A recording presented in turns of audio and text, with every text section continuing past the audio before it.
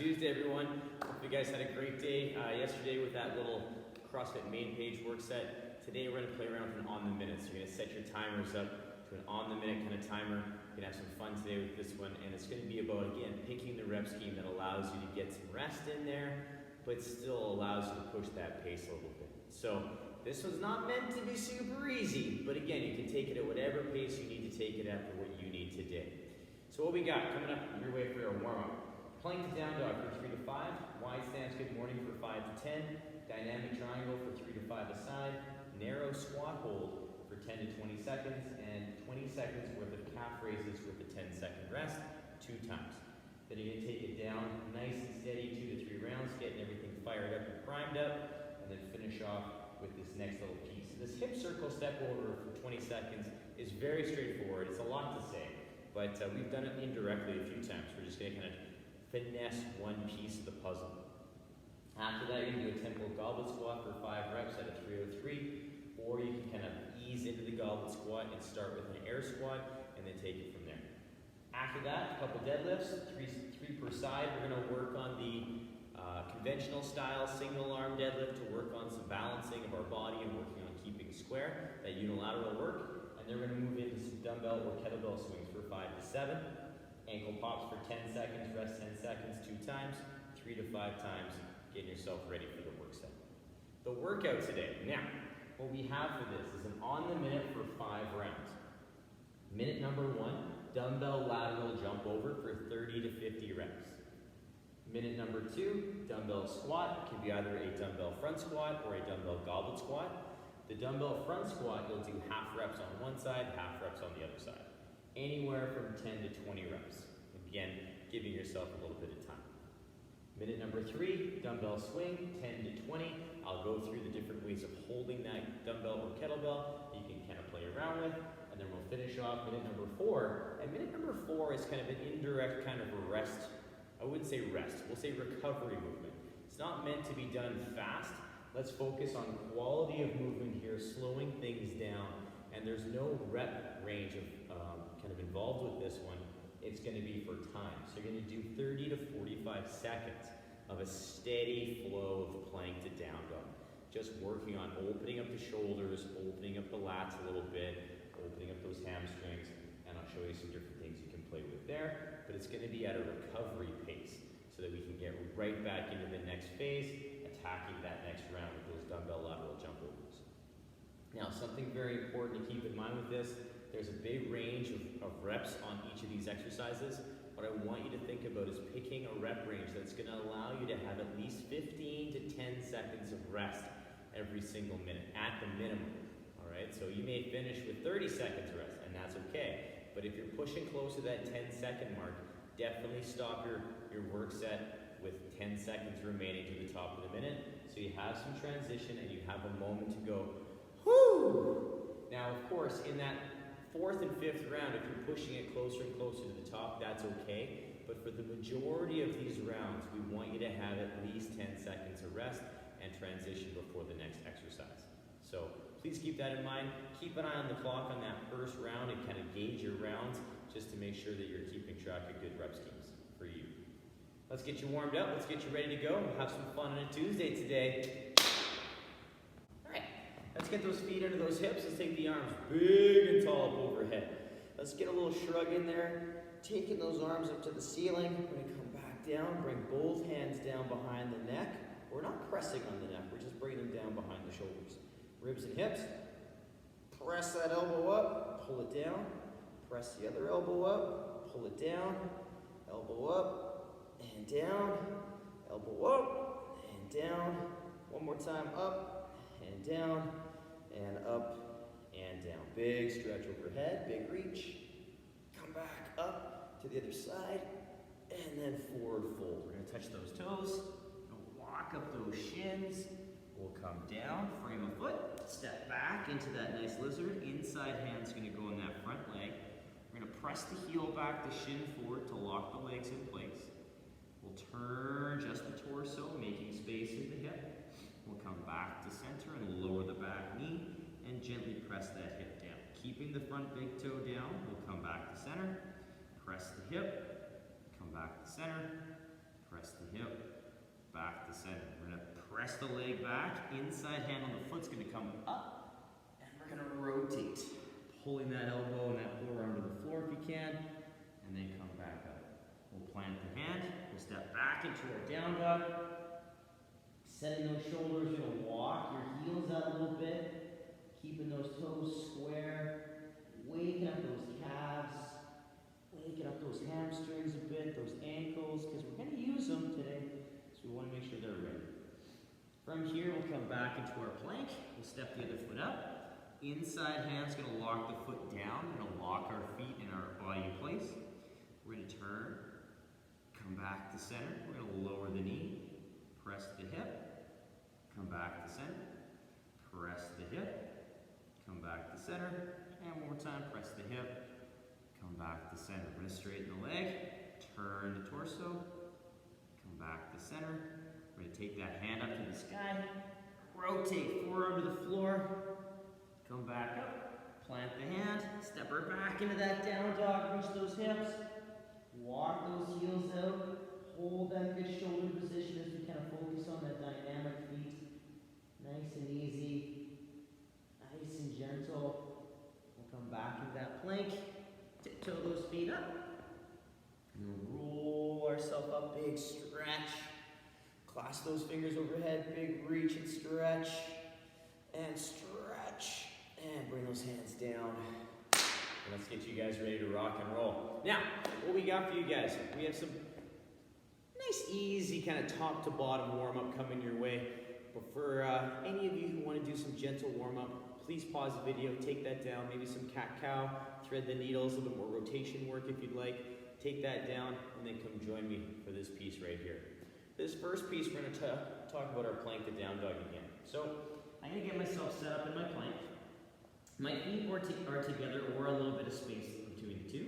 We're going to pull our ribs and hips in, pressing our shoulders to the ceiling. I'm going to pull the hips back, softening the knees, softening the ankles, focusing on wrapping those arms around, giving yourself a nice hug, and then coming back into that plank. Pulling the ribs and hips in, pressing those shoulders to the ceiling, and then pulling those hips back and up. Finding that nice open upper back, soft knees, and coming back in, finding that good tuck and that good pressure through the shoulder. So again, this is a great opportunity to work on finding that hollow, finding that pull of the rib and the hip together as we move from down dog into our plank. From our plank to our down dog, we want to think about those armpits staying facing towards the toes, those lats pulling around the body to stabilize the shoulder, and having a neck. So we want to make sure that we keep those key pieces kind of involved in that nice smooth flow. And there's no rush in these, take your time. From there though, we're going to stand up nice and tall and get ourselves into a wide stance. And wide is relative stance. So in terms of that, whatever's comfortable for you to stand nice and open, nice neutral hip and pelvis as we squeeze, and then pull the hips back to the back of the room. My big toes stay down. My knees are soft, and I'm going to squeeze my glutes and stand back up to that nice neutral position.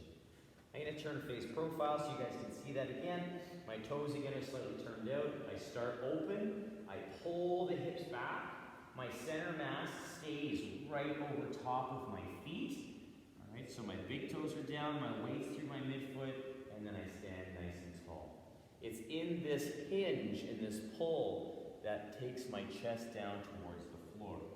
Now, something you can use at home if you have a hard time hinging is holding a PVC or a broomstick to the back of your head, shoulder, and spine, so that if you start to bend, you're flexing the spine, that bar will come off of your back and you'll know that you're rounding instead of staying nice and flat. So if you'd like to use that, perfect exercise to do that in. Again, these are not fast, nice and steady, feel those hamstrings.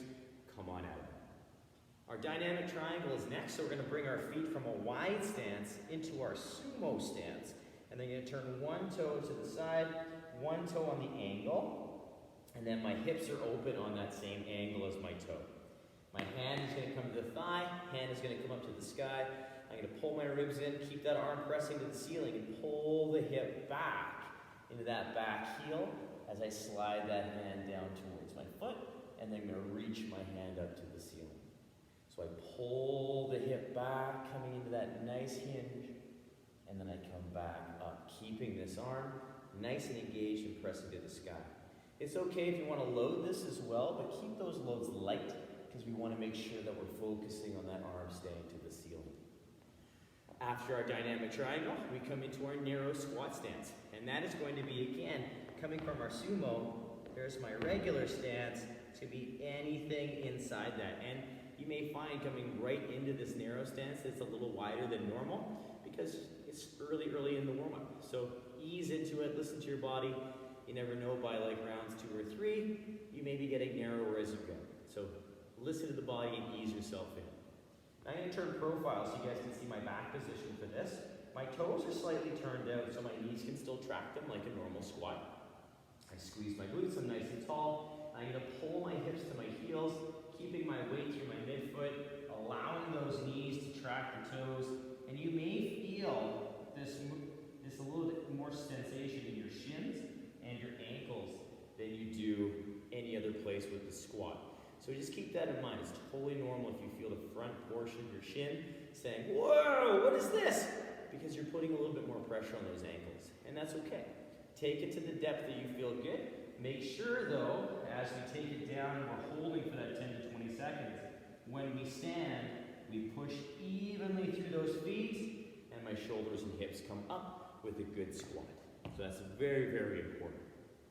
Now our last exercise is going to be there to heat up our feet and our ankles a little bit. We're going to work the calf raise. So with the calf raise, my toes are going to be pointing straight ahead. And I'm going to stand nice and tall. And I can do this with the dumbbell to the front, a single dumbbell to the side. I can do this with no load, holding onto a countertop for balance, whatever I need. But I'm going to try and keep equal weight between the big toe and the pinky toe as I lift onto my toes, feel that balance, and then lower with control. Lift, lower with control. And I'm just going to work this for 20 seconds, nice and steady, working on maybe a tempo lower perhaps for some, maybe just working nice and steady, who knows. We have 20 seconds to get as many reps as you can in that time frame, working on those key points. Balance, equal weight through the toes, and that nice controlled lower. Now with that, we want to make sure that if we're having trouble balancing, we are using a little bit of help with the countertop so we can focus on those positions. All right, cool little exercise. Not really concerned about how many reps, more so concerned about waking up those feet. Okay. Quick recap, you guys. We have a Plankton Down Dog for 3 to 5, wide stance, good morning for 5 to 10, dynamic triangle for 3 to 5 per side. Could load it if you'd like into our narrow squat holds for 10 to 20 seconds. And then our calf raise for 20 seconds, rest for 10, 2 times through, and we'll hit that 2 to 3. Pause the video, you guys, take that down, get that body ready to go. It's going to help kind of figure out what's tight, what's maybe moving a little slower than everything else, but it's going to give you a good insight into the body today. So take that down, come join me for our next phase. All right, our next phase is going to start with a hip circle step over, and that's just going to be a normal kind of lateral step over, except we're going to take the foot that's stepping, we're going to try and lift it around into a nice circular motion and pick the other foot up in the same manner. So we pick up, cross the body, and pick up nice and high. Around, nice circular motion, and then again around, circular motion. So how high you lift the leg is going to be relative to you as an individual, but we want to try and keep this circular motion opposed to just side to side, okay? So really try and work on that full range for that hip and just experiment. We're just kind of playing around with this one today to get that hip moving in that full range of motion that we have for ourselves. So nothing too crazy, we're just looking at 20 seconds of just nice, easy hip movement. And again, a little bit of balance work, working on that control, that tempo over the dumbbell. If you have a higher hurdle that you'd like to step over, like a baby gate or like a stool, please be my guest, but just make sure you're getting that foot up and over and you're making the distance. Our next exercise is going to move into our tempo goblet squat. So I'm going to pick my dumbbell up under the chin. And I'm going to hold this position nice and close with the dumbbell. My feet are going to be in my regular squat stance. So it's going to be anywhere outside my hips to shoulder width. toes slightly turned out, my weight through my midfoot, and that flat foot contact. Now as I take this squat down, I'm going to keep my chest up high, and I'm going to gently push the knees out so they track the toes. Keeping that chest tall, I stand tall, so my shoulders and hips rise together. Now again, from this position, I'm going to give you a profile so you guys can see my back position. I take it to my depth, I stand up, and I work through that nice tempo of my goblet squat, which is going to be a 3-second down. So 3, 2, 1, and a 3 up. 1, 2, 3. Just nice and slow. We're trying to warm up that squat, working on our positions, working on our balance, and seeing where it takes us. If you'd like to start off without a weight and just do a tempo air squat, that's okay, that's totally fine. Build into that as we get you guys going and see how the weight feels as you get more warmed up. Now, after that, we're going to use the dumbbell. We're going to work on kind of a unilateral dumbbell deadlift. So I'm going to pick this dumbbell up sumo style because it's on the floor right now, and that helps me get a little bit more range. So I pick it up well. I transition my dumbbell to the side. My feet are going to come under my hips, or a little narrower perhaps, depending on my range. I'm going to work on this arm staying engaged so it helps keep my chest square. I'm going to set, I'm going to pull my hips back. Once the dumbbell hits my knee, I'm going to lower the dumbbell down, and I'm going to take it as deep as I can maintain position. So for here, right now, with this size of dumbbell, I'm getting to about mid-shin, and then I'll stand up tall. It doesn't have to touch the floor. What I want you guys to focus on is your hinge position. So once I get to this position, I lower down, and I maintain that back position.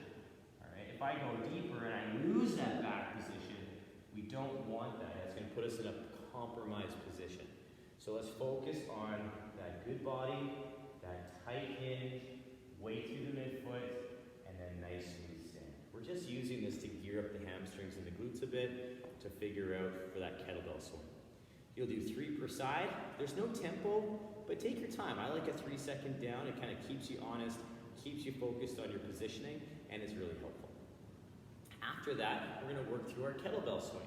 So we have 5 to 7 reps. We can do this a number of ways. So we can hold the kettlebell like so by the handle, all right, or sorry, by the belt.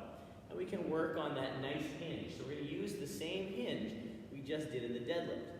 Now the only kicker is we're not going to lower down below the knees. We're going to keep the hands above the knees, and it's going to be a quick little aggressive hip extension and flex. So we take the hips back, and we stand. Hips, stand. Knees go slightly out to keep that position. My body stays relatively upright, and my hands are going to take the dumbbell up with the momentum the legs and hips give us to whatever height I feel comfortable. Remembering that the legs and the hips do the work for you. The arms are just like cables, and they guide and support the dumbbell as it moves through that range of motion. Our next variation can be holding it like a golf club, so we hold both hands on the handle. And for some, this may limit range of motion. For some, this may increase range of motion. It depends on you. My feet stay in that squat stance. I stand tall. Same hinge. The only difference is I have 2 hands on the handle. Right? So we're keeping that good position, nice and smooth, keeping those hands above the knee, and allowing those legs and hips to do the work. Our last variation can be a single arm dumbbell swing. And I'm quite fond of these. These are kind of fun. They challenge you in a different way. They make you work that unilateral work. So if you're going to use the single arm, just do half reps per side and you're golden. All right? So if you're looking at doing 10, do 5 and 5. If you're looking at a different number, just half it and take it down. So same hinge, same body position. The only difference is we're using one hand on that dumbbell and the other hand is being used to stabilize. So I like to use my hand out to the side, and it helps me stay a little square and good control with that dumbbell. Okay? And then we switch and repeat. So again, too, with that kettlebell swing, I don't care how high it gets. I'm good with shoulder height, 45. And if you have the control and shoulder range right overhead, but only go there if you're comfortable. I want you to take it to where those hips and legs will allow the dumbbell or kettlebell to get on its own not trying to lift and strain with the arms to get it there. So keep that in mind. Our last exercise is going to fire up those ankles again. We're going to work the ankle pop, which is a really nice option to work on skipping skill. So if you do have a skipping rope and you have room at home to do that, you're more than welcome to add skipping in here if you'd like. But the ankle pop is a great drill. My feet are going to be underneath of my hips, toes are straight ahead, my hands are going to be out to the side, and my elbows are going to be relatively close to the body. Shoulders relaxed, but my core and my glutes are going to be engaged, holding that position. So it's a good postural drill. And you're just going to hop. So you're going to work on that position, that good rebound through the ankles. You're just going to work on moving through that range of motion, keeping that body and that core tight. So the only thing that really moves in this perhaps might be my hands, because I'm relaxing my wrists and my shoulders. Now, if you'd like to work on the double underside of things with that, you can. You can work on that power jump. So we get that little jump, boom. And when I get that power jump, I'm gonna make a little motion with my hands at the same time I make the jump. So keep that in mind.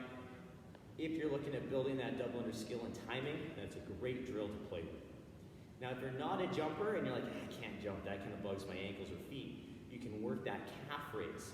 All right, again, either loaded, unloaded, or working on an elevated surface and working on that instead. So use that again to keep those feet ready to go and warm. It's also going to help build strength in the ankles. So maybe one day when you do the ankle pops, it doesn't hurt. So we can play with that as well. Quick recap, we have our hip circle step over, 20 seconds of just steady state movement. Tempo goblet squat for 5 reps at a 303. Dumbbell deadlift for 3 a side, conventional style, all right, for 3 per side. Dumbbell or kettlebell swing for 5 to 7 reps, and ankle pops for 10 seconds, rest 10 seconds, 2 times through. If you'd like to substitute the calf raise there, you're more than welcome to. 3 to 5 rounds, take that down, have some fun with it, get your body ready. Come join me, and we're going to talk about the movements in our work set today. So our movements in our work set is going to use our dumbbell as a little hurdle. We're going to work on some dumbbell lateral jump overs. So you can do a couple things here. You can do a double foot hop, you can do a skip, and you can do a step. So if you like that high knee step, you can do the high knee step, or you can do a low step. So we're looking at just getting back and forth over top of the dumbbell with 2 feet, or a skip step or step. So take your time. Rock that anywhere from 30 to 50 reps, and or whatever time frame allows you to keep within 10 seconds of rest and transition. Our next exercise is the dumbbell squat, and that can be either a goblet or a front squat. So we covered the goblet squat pretty strongly in our warm-up, which we hold the dumbbell under. Now the front squat, what you're going to do is you're going to clean it up to the shoulder, and you're going to rest the dumbbell on the shoulder. The elbow is going to be pressing into that dumbbell a little bit to keep that arm engaged and upright. That's also going to help keep the torso upright as well. Our squat stances are a regular squat stance, and I'm going to take the hips to the heels, keeping the knees tracking, and standing tall. This is going to require a little bit more arm and upper body kind of engagement than the goblet squat, but it's also going to give you a chance to help work that receiving position for the clean. So from the profile, as I take that squat down, I take it down, good position, and stand. So I'm working on those good, solid squat mechanics we know and love. If you'd like to use a target for those squats, please be my guest. It's a great opportunity to work on skill, strength, and ability in that squat. Our next exercise is the dumbbell swing or kettlebell swing, which we just covered. So if you need some points of performance in that, scroll back, check that out. But any way you want to hold that kettlebell or dumbbell, please be my guest. Keep it tight, keep it safe, pick the reps that suit you best. If you're looking at that going, I don't usually swing in workouts, just have a hard time controlling that position, practice it in the warm-up a bit, and then you can substitute a dumbbell deadlift in there in place to build that strength. From there now we have our Plankton Down Dog, and I'm just going to show you a couple things you can play with this if you'd like to, because this is more along the lines of a recovery exercise. So if you'd like to, we get ourselves set up like we did in our warm-up, tight through the ribs and hips. We pull the hips back nice and set, and then we come back into our plank. So if you want to tempo this, you can. Give yourself a little pause per side.